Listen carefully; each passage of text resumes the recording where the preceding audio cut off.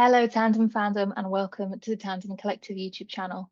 My name is Lex, and usually I'm here under a crime and thriller correspondent guise, but today, record scratch, bear with me. I'm presenting non-fiction reads for freelancers because I also look after the Freelancer Hub, which is a resource and a guide for those who are freshly freelance, those who think that they are ready to dip their toes in, or those who are self-employed, sorted, and just looking for a community of like-minded individuals. As I'm sure you know, May is Mental Health Awareness Month, and we wanted to do our bit and provide you with the tools that have really helped us in our toolbox. As a freelancer, my mental health has never been more within my control than it is right now.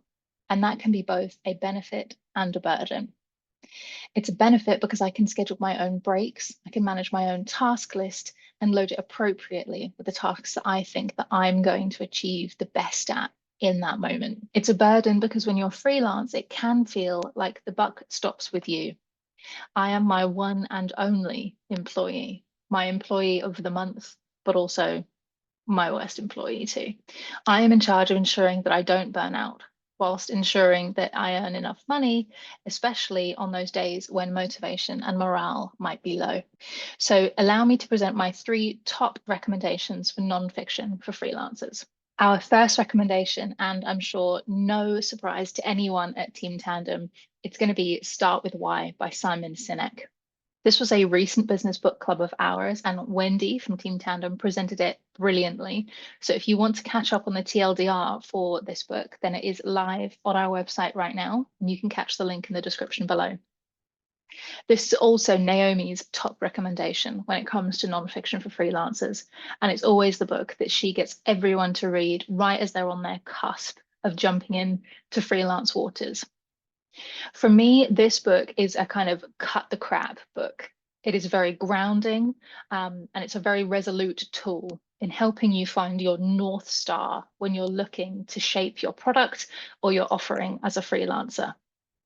This is a tool that I tend to turn back to every now and again when I feel like I'm getting a little bit lost on my journey. The perfect book for a reminder and a refresh for where you've come from and where you're starting and where you're going. Big tick from us. The second recommendation is The Imposter Cure by Jessamy Hibbard. This has been a recent revelation to me. I've always known that I have that imposter voice in my head, but knowing that and knowing where it comes from and knowing how to tackle it and how it changes the way that you approach situations is brand new information, and it's super enlightening. And Wendy and Aurora from Team Tandem have been reading this book along with me, and we are WhatsApping about our thoughts, and it gets real deep. That's the nutshell on this one.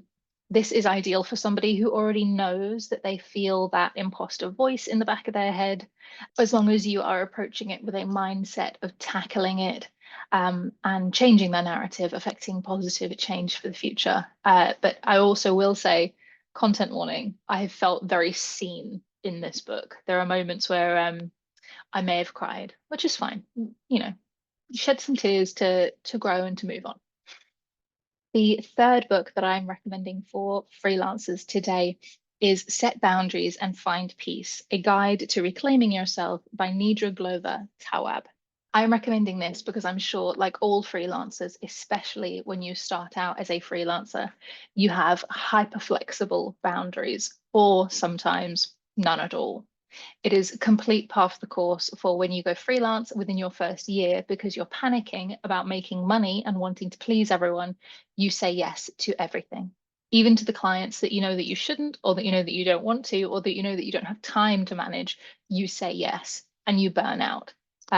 It's kind of become a bit of a running joke that everyone who goes freelance, you will burn out during the first year.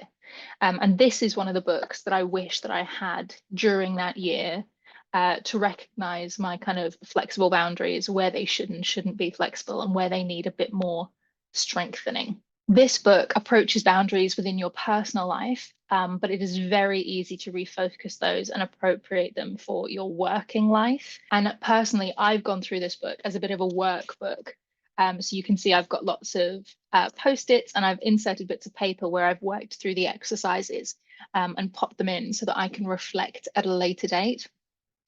I think bottom line is the first two books I want you to read, I want you to take away the learnings from. I have gone through this book a lot more like a workbook. It is a live document to me. I have been adding in annotations and commentary, and I have added in slips of paper and post-its. I won't let you see because it is incredibly personal.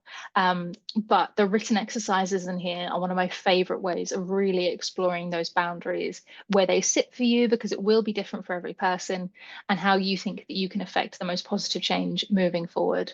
This is my nonfiction pick of the moment, especially when it comes to freelancers, but really anybody who's struggling with setting boundaries and finding their own peace, something that I think is the utmost of importance, especially during Mental Health Awareness Month for May. So that is it from me. I would love to hear your own nonfiction recommendations. So drop them in the comments below, drop me a DM, and follow us on the Freelancer Hub on Instagram.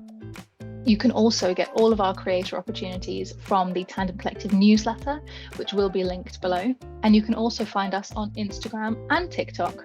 So I'll see you super soon. Thanks, team.